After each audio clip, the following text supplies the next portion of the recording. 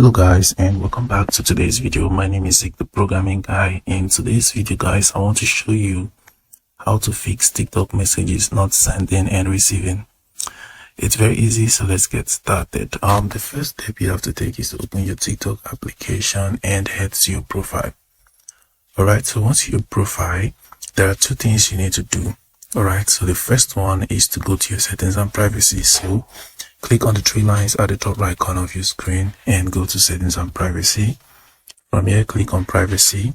After that, you have to scroll until you see direct messages option. Select that one. And then you see the direct message option at the top. Click on it and make sure you select everyone. Right, so once everyone is selected, it means that everyone on TikTok can send you a message. All right, so after that, the next thing you have to do is to go back and the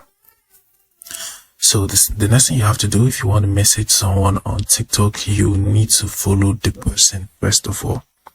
For example, if I open my followers, if I click on any of my followers that I'm probably not following, I won't be able to message some of them. All right, so I have to follow the person first of all before I can be able to message.